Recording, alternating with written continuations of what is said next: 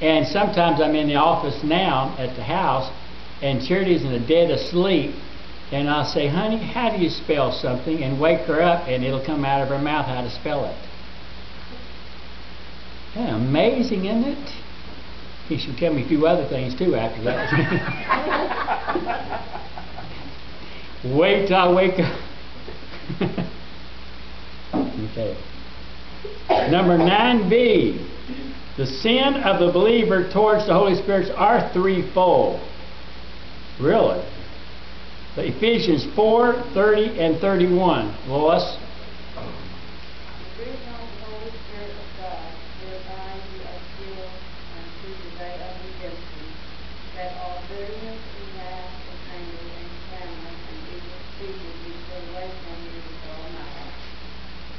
So the first one is not to what?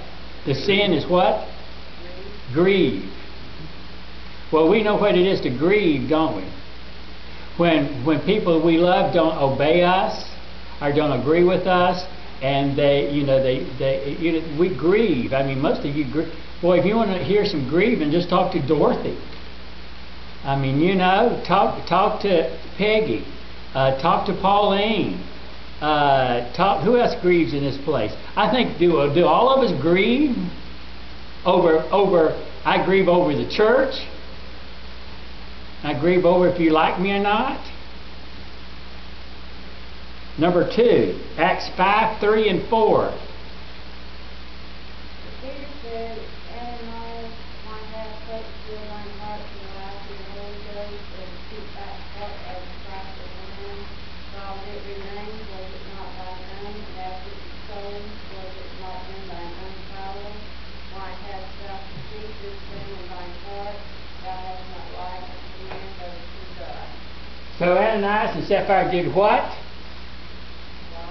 They lied. You can lie to the Holy Spirit. You know how many times people lie to the Holy Spirit? If the Lord will get me out of this bed when I get well, I'll do this. I usually say, you are lying. Don't even go there. If I strike oil, I promise to give 1/10 to the church. Are you lying? Oh, yeah. I promise, if this happens, I will do this. You are lying to the Holy Spirit. If you don't do it.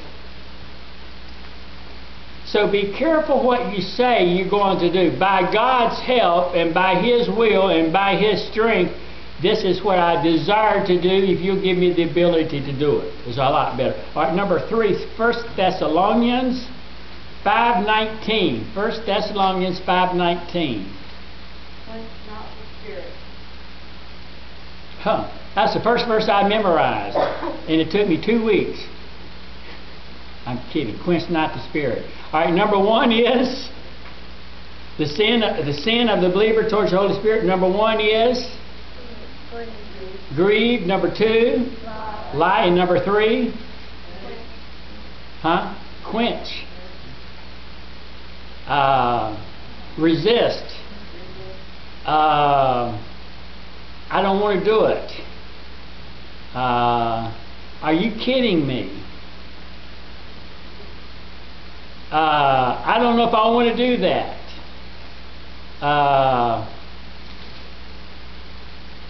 Why are you right? If I'm preaching, all of you have done it probably while I'm preaching or Bill's preaching, and we'll say something and you'll say, you have got to be kidding me. Where in the world does he get that? If the Holy Spirit is saying, listen to what He's saying, and you're saying, not me. All right, let's look at the next one then. Whoa. 10b, write out the fruit of the Spirit in Galatians 5:22 and 23. Read Galatians 5:22 and 23, sir. But the fruit of the Spirit is love. Wait a minute, go slow. The first one is love. The second one is joy. Peace. Long-suffering. Gentleness. Goodness. Faith. meekness, temperance. When I was in my senior year of school, I think, or my 11th grade, I think I've told you this before, I was asked to speak. I had to be in the 11th grade. I was asked to speak in Rocky Mount, North Carolina, to a group of young people that the girl in that church was going off to seminary. And I spoke on Galatians 5:22 and 23, the fruit of the Spirit. That was back in probably 1964, I think 65 perhaps. I graduated in 66, it would be 65.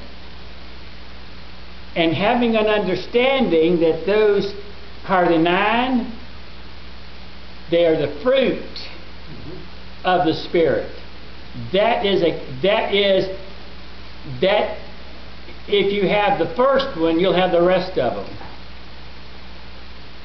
If you have the first one, you'll have the rest of them. It is the fruit. It's not plural. It's the fruit of the Spirit.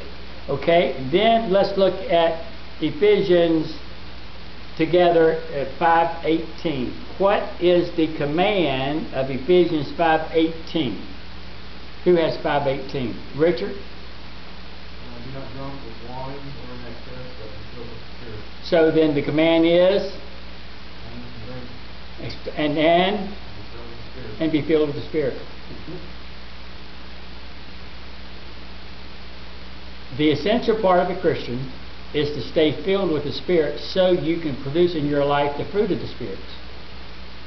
To be able to produce the fruit of the Spirit, you got to be filled with the Spirit, and to be filled with the Spirit, then you have to be filled with the Spirit. You've got to intake.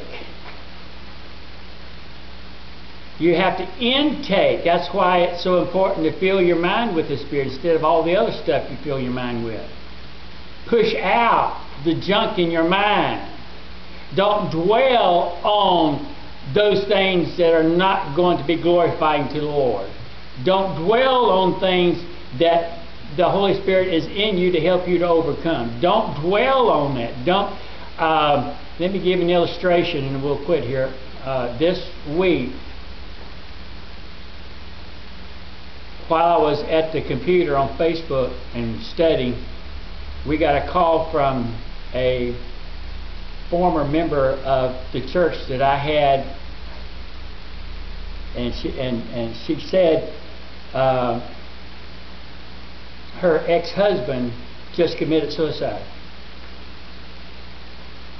I went to seminary with him.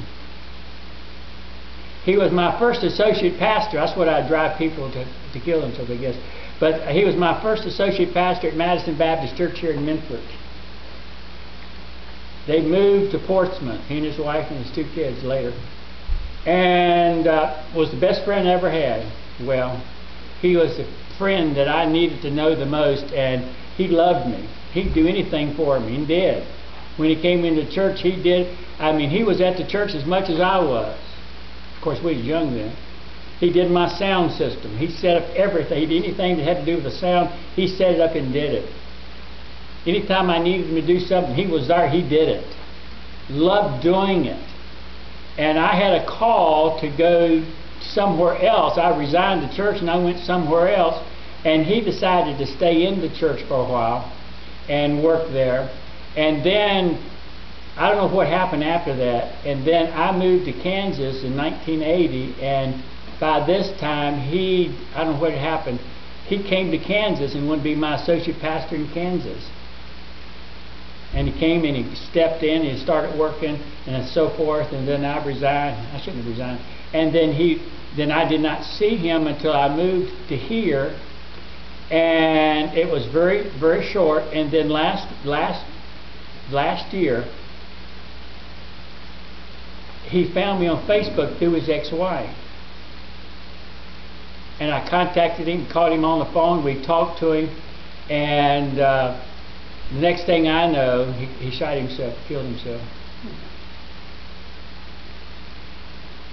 And I said on Facebook, I said, Lord knows, if you get to that point in your life, talk to me. I mean, here's a man that went to seminary, here's a man that did all this, and I'm sharing with you, we can all get to that point in our lives. Yeah. And I think we all do to some occasions, but pick up the phone, I'm there. And of course he had, anyway, I don't want to go into any more detail of that. But I'm sharing with you that we need to stay filled with the Holy Spirit, so that we push out the negative thoughts, that we push out this, we push out our you know, in other words, you don't have time to be depressed if you're putting your mind on the Lord. Believe me, we all could stay that way if we wanted to, so we need to be filled. All right, and then one more and I'll quit. Okay, according to Pastor Charles, whoops, you won't know that one. Study notes for the 56th message that I did out of Ephesians. Wow, the filling of the Spirit, yeah, Ephesians. When by this time I had preached 56 messages out of the book of Ephesians. That's a lot of sermons out of 6 chapters, right? I ended up doing 80, by the way, 81 messages out of Ephesians. And number 59 was how to be filled with the Holy Spirit. I still have that tape somewhere. I have the master tape on that. I think I'll go back and listen to it. Okay. According to Ephesians 5:19 and 20, filling of the Spirit will produce what kind of music? Huh? Psalms and hymns and melody in your heart. That's what the fruit of the Spirit will produce. You can't stand the other stuff. It's not that it's wrong, but it's something better. You just can't stand the junk.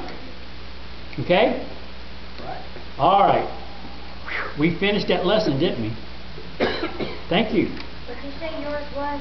Was what? Where Pastor Carl study notes, say that one? Where was it? No, he said 80. The filling of the Spirit means what? I don't know. I haven't saw my notes. Okay, thank you. We'll see you at 2 o'clock. I mean, some of you will not see you at 2 o'clock.